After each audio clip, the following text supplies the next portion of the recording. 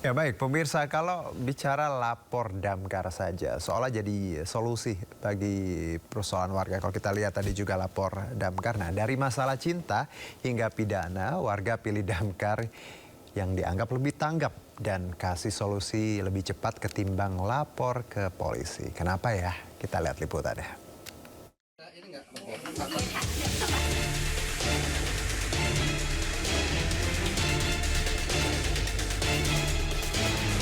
Apapun masalahnya, damkar solusinya. Jargon yang kerap disebut-sebut warga itu mungkin ada benarnya. Meski bukan petugas keamanan atau polisi, faktanya banyak masalah selesai cepat di tangan damkar. Mulai dari menolong anak terjepit,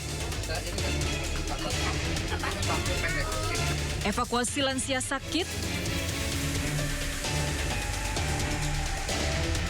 mengevakuasi ular hingga tawon Vespa,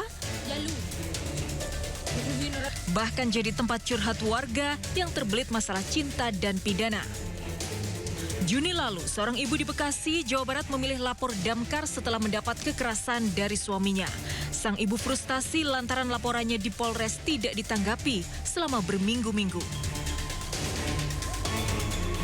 Warga pilih lapor ke damkar daripada ke polisi lantaran damkar dinilai lebih tanggap dan kasih solusi cepat.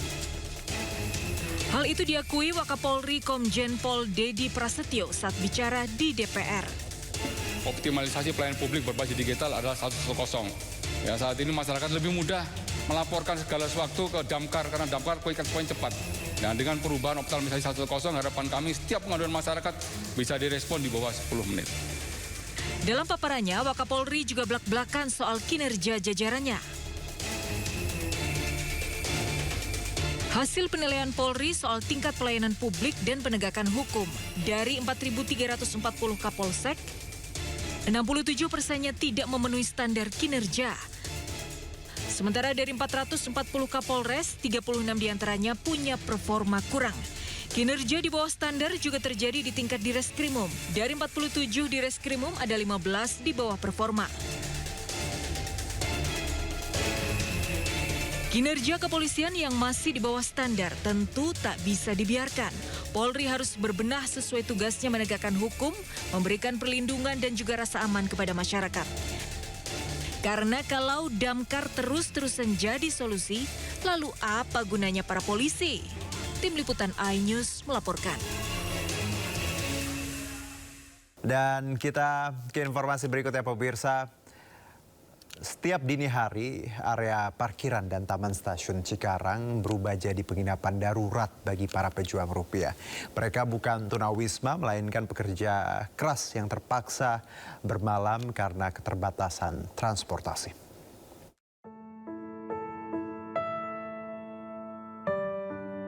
Tidak ada bantal empuk apalagi selimut hangat di Hotel Darurat Stasiun Cikarang, Kabupaten Bekasi, Jawa Barat.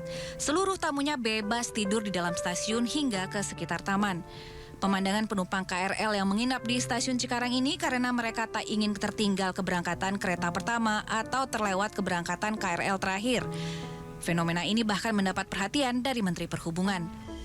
Menhub berjanji akan mempertimbangkan kereta KRL Jabodetabek bisa beroperasi selama 24 jam sebagai solusinya. Seiring berjalannya waktu, jumlah penumpang stasiun Cikarang juga turut meningkat. Dari total 5,07 juta penumpang pada tahun kemarin, naik menjadi 5,25 juta penumpang di tahun 2025. Namun kenaikan jumlah penumpang ini ternyata tidak diiringi dengan penambahan rangkaian kereta serta jumlah keberangkatan. Bagi pejuang rupiah yang hendak menuju Jakarta dan sekitarnya, mereka harus mengejar kereta pertama pada jam 4 dini hari agar tidak terlambat. Namun berbeda bagi pekerja lembur, mereka tak bisa lagi menaiki kereta pemberangkatan terakhir. Sedangkan untuk menggunakan moda transportasi lain, tentu saja harus merogoh kantong lebih dalam. Dalam keterbatasan di malam yang semakin larut, para pekerja ini tidak punya pilihan. Kursi-kursi di ruang tunggu, lantai stasiun Cikarang yang dingin, pada akhirnya jadi persinggahan sementara. Semua dilakukan demi bertahan hidup dan juga dapur bisa tetap ngebul. Tim Liputan iNews melaporkan. 3 tersangka kasus tuduhan ijazah palsu Jokowi, Roy Suryo, Tifauzia Tiasuma, dan Rismon Sianipar menolak usulan mediasi dengan Presiden ke-7 Joko Widodo dalam kasus tuduhan ijazah palsu Jokowi. Keputusan ini diambil ketiga tersangka karena menilai yang dilakukan Jokowi merupakan perbuatan pidana sehingga tidak tepat jika diselesaikan lewat mediasi. Roy CS juga menolak Komisi Percepatan Reformasi Polri ikut melakukan intervensi dalam kasus tersebut. Pihak Roy meminta agar kasus hukum itu tidak diseret ke ranah politik. Sebelumnya usulan untuk mediasi datang dari pengamat politik Faisal Assegaf yang disampaikan kepada Komisi Percepatan Reformasi Polri. Saudara Faisal Assegaf yang tiba-tiba bicara tentang perdamaian, juga Prof. Jimli Asidiki yang bicara tentang mediasi karena ini kasus pidana, bukan kasus perdata. Kemarin waktu saat kasus perdata, Saudara Joko Widodo berulang kali di mediasi justru tidak pernah hadir. Hari ini di kasus pidana yang Saudara Joko Widodo sendiri melaporkan, maka Saudara Joko Widodo harus masuk ke pengadilan. Jadi jangan kemudian membangun narasi untuk mediasi di kasus pidana. Menanggapi keputusan Roy Suryo CS, Polda Metro Jaya menghargai hal tersebut. Pihak Polda juga menegaskan selama proses penyidikan, pihaknya selalu mematuhi azas legalitas proporsional dan akuntabel. Dari orang yang berstatus tersangka, silakan. Tetapi selama ini proses kepolisian kami sampaikan mematuhi azas legalitas, proporsional, profesional, prosedural, ada azas akuntabel, efektif dan efisien. Ini selalu dilakukan oleh para penyidik. Hal-hal ini kita menghormati proses hukum yang berjalan. Kami mengimbau pada seluruh masyarakat untuk kita menghormati proses hukum yang berjalan. Tidak melihat siapa pelapornya, siapa yang dilaporkan, tetapi adalah apa yang dilaporkan kepada pihak kepolisian. Guna kepentingan penyidikan, Polda Metro Jaya mencekal tersangka tudingan ijazah palsu Jokowi, Roy Suryo CS, bepergian ke luar negeri. Sementara pihak Roy CS mendesak kepolisian segera memeriksa saksi dan ahli yang dianggap bisa menyeimbangkan proses penyidikan.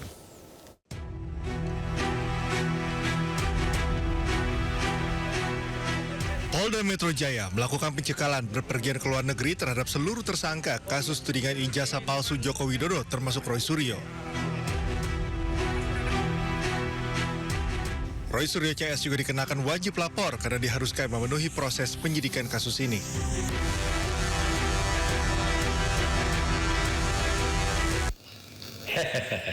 Ya, saya sih senyum saja ya menjawab adanya statement bahwa kami itu dicekal, ya gitu. Nggak apa-apa, ya toh sudah selesai. Udah pulang dari Sydney, Australia, dan bahan-bahan semuanya sudah komplit untuk pembuatan yang black paper itu. Semuanya sudah komplit, nggak perlu lagi, ya gitu. Kalau ke Singapura nggak usah lah. Singapura kampus abal-abal kayak gitu kok.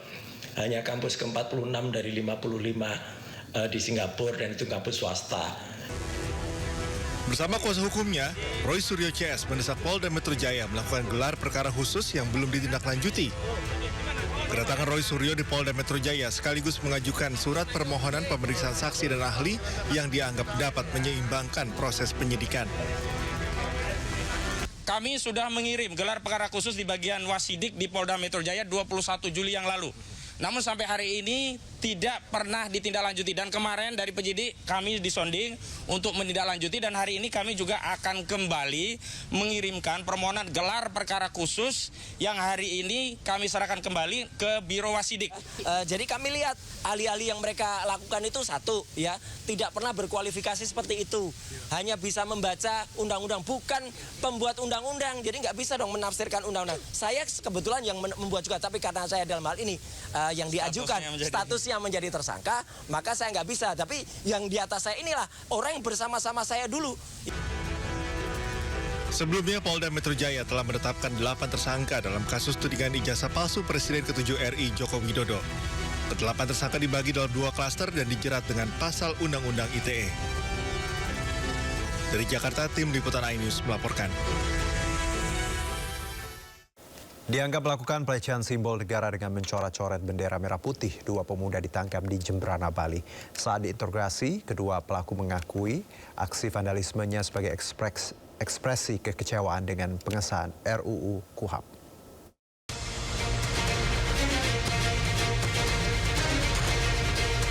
Inilah video viral yang memperlihatkan 2 pemuda menurunkan dan mencoret-coret bendera merah putih di Taman Kota Jemberana, Bali.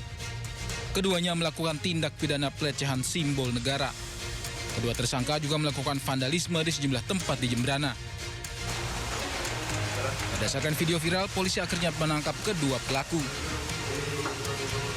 Dari hasil penyelidikan, pelaku mengaku kecewa dengan rancangan Kitab Undang-Undang Hukum Acara Pidana yang dinilai memperbolehkan negara melakukan penangkapan tanpa alasan. Kedua tersangka dijerat Undang-Undang tentang Simbol Negara dengan ancaman pidana penjara selama 5 tahun dan denda hingga 500 juta rupiah. Dari Denpasar, Bali, Indira Ari, iNews melaporkan. Tak terima jadi korban catcalling dan eksibisionis saat lari pagi, seorang wanita melapor ke Damkar untuk dilakukan penindakan di kawasan Bendungan Hilir, Jakarta Pusat. Petugas Damkar melakukan pengejaran pelaku yang merupakan seorang pengemudi ojek pangkalan. Minggir dulu, Pak. Ini Kak, iya, Bapak kemarin juga teriakin saya waktu saya lari pagi. Gak boleh gitu, ini saudara saya. Ini sepupu saya. Bapak nggak usah, awas Bapak ganggu-ganggu lagi. Sampai goda-godain cewek lagi, kayak gitu. Nunjukin Bapak. Bapak ketawa-ketawa.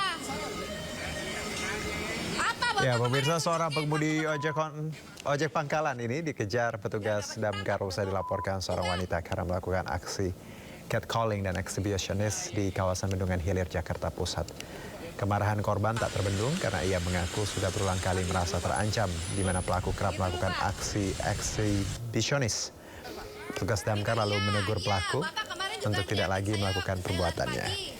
Korban mengaku aksi pelaku sudah sangat meresahkan dan sering ia alami hingga tak berani keluar kos. Sampai goda-godain cewek lagi, kayak gitu. Nunjukin Bapak. Bapak ketawa-ketawa.